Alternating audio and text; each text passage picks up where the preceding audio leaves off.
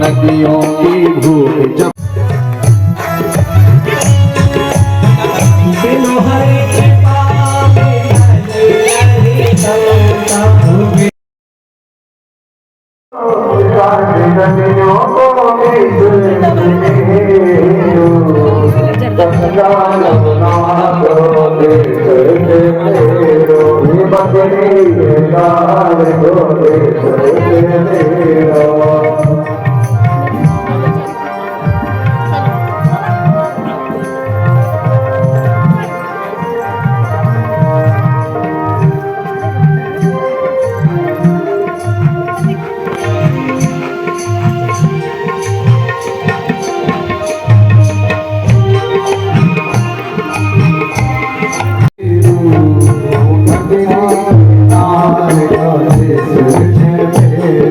बदरी के दार को देश गंगा जमुना को देश बदरी के दार को देश बोले वेद व्यास भगवान की जय हो। स्वस्ति न इंद्रो वृद्धश्रवा स्वस्ति नः पूर्वा विश्ववेदाः स्वस्ति नः क्षारिषो अरिष्टैभिः स्वस्ति नो बृहस्पतिः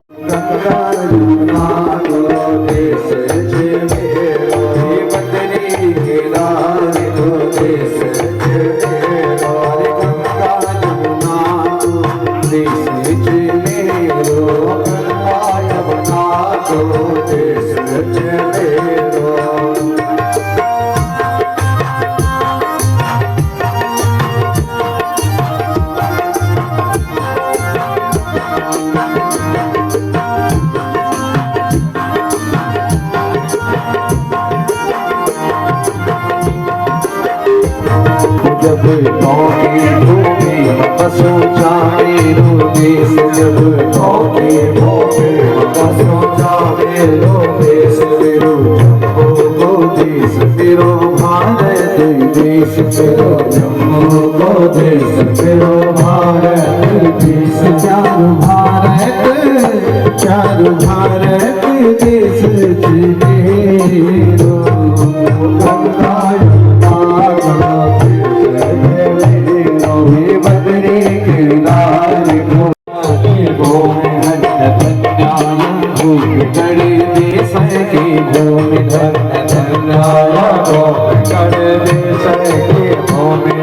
नदियों की भूख जप तप किया भूमि नदियों की भूख जप तप किया भूमि ऋषि मुनियों को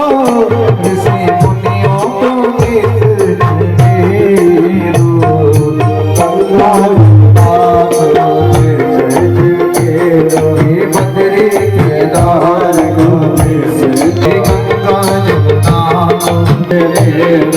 गंगा जमुना देश बदरी की दार को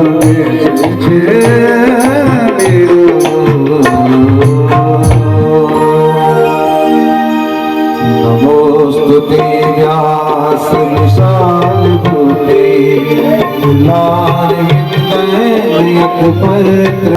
प्रज्वालित ज्ञान मया भवे व्यासाय विष्णुरूपाय व्यासरूपाय विष्णवे नमो वै वरुणिधये वासिष्ठाय नमो नमः। बोले वेद व्यास भगवान की जय।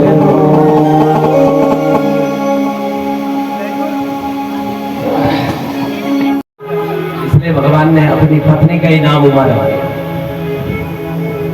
और वो भगवान भोलेनाथ कहते हैं सुना हो उमा दे लोग अभागे सुना हो उमा दे लोग अभागे हरि तज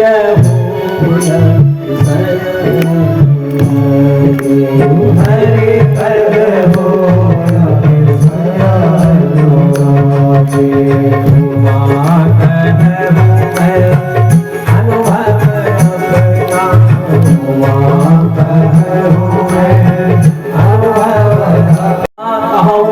अनुभव अपना सत हरि भजन जगत एक सपना।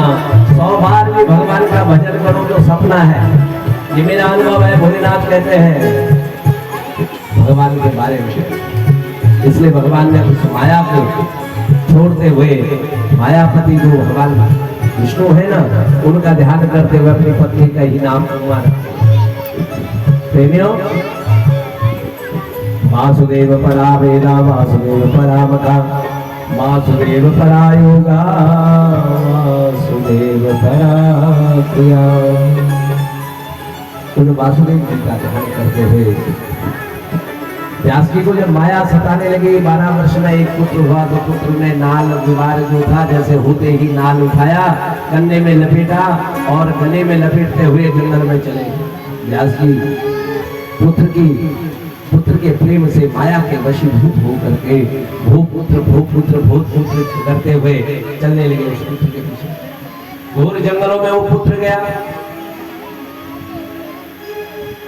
घोर जंगलों में जब गया तो पुत्र तो वृक्षलताओं में समावेश हो गया। और व्यास जी भूपुत्र पुत्रेत तन्मयतया तनौ विनेदो, हे पुत्र हिरको, हे पुत्र रुको लगे हुए। व्यास जी ने देखा कि वो बालक तो कुछ आवाज दे नहीं रहा है, लेकिन वो जो वृक्ष लता, जो गधेरे, जो नदियां थी वहां से आवाज आ गई। अभी कभी जब धार घाट में आवाज लग जाए ना तो गाज आवाज टकराती है ना, तो आवाज वापस आने लगी तो वो भी कह रहे हो पुत्र को। व्यास जी ने कहा ये क्या हो। आगे गए तो वहां देवांगनाएं स्नान कर रही थी और व्यास जी ने देखा तो व्यास जी को उन्होंने देखा तो सबने अपने अपने कपड़े पहन लिए। व्यास जी ने उनसे प्रश्न किया, हरि देवजानियों हरि देवियों, ये तरुण अवस्था का 12 साल का सुंदर बालक जिसकी इंद्रियां तरुण है उससे आपने कोई पर्दा नहीं किया, और मैं जीर्ण शीर्ण हूँ, झुकी कमर तन जर्जर हीनार पके केश मुख आबाबलीना, मेरी आंखों से दिखता नहीं है, कमर झुक गई है, मैं बुढ़ा हो गया हूँ, मेरी इंद्रियां सटल हो गई है और आपने मुझसे पर्दा। उन गोपियों ने, उन कल्याणी ने कहा व्यास जी वो जो जा रहा है बालक वो नैसर्गिक है, बीतरागी है, और तू जो है माया के वशी हुई। बोले कैसी माया? बोले यही माया तो है कि मेरा पुत्र सुतम कस्यम धनम कस्या, इसमें द्वार विषमजनम, किसका बेटा किसका बेटी कोई किसी का नहीं होता है। संसार यात्रा भव दुख रोगम, संसार की यात्रा को जब छोड़ना पड़ता है तो कोई किसी के साथ नहीं जाता। अर्धांगनी तेरा साथ निभाएगी घर द्वार तक, भाई बंद तेरा साथ निभाएंगे शमशान तक, पुत्र तेरा साथ निभाएगा पिंडदान तक, हंस तेरा साथ निभाएगा जन्म जन्मांतर तक।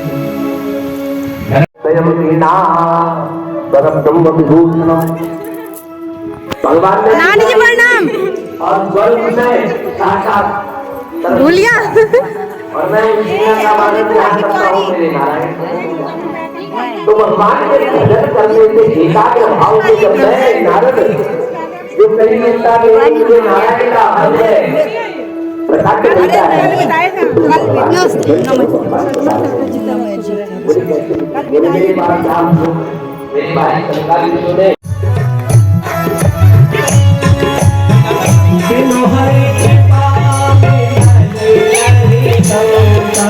बिनो हरि कृपा में रहे सरलता, बिनो हरि कृपा में रहे सरलता, बिनो हरि कृपा में रहे सरलता।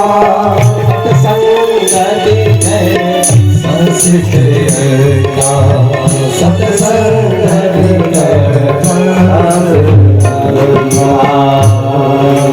बिनो हरि कृपा। अगर संतों की कृपा नहीं होती, श्राप नहीं होता तो इतने संतों के दर्शन हरिद्वार में नहीं होते। राजा प्रसन्न हो गए और कहने लगे महाराज जब मनुष्य का अंतिम समय आता है तो उसे क्या करना है? सबने कहा महाराज कितना समय? बोले कम से कम समय। सबने अपने ज्ञान ग्रंथ सब निकाले, किसी ने कहा 1 वर्ष, किसी ने कहा 2 वर्ष, किसी ने कहा 1 मास, पर श्राद्ध का सबसे अंत समय है महाराज श्राद्ध। कुछ किसी से नहीं लिखा, कुछ नहीं हुआ, तो सबने कहा कि तुम ऐसा करो कि परमात्मा का ध्यान करो। अब उत्तर की तरफ मुंह करके भगवान का ध्यान।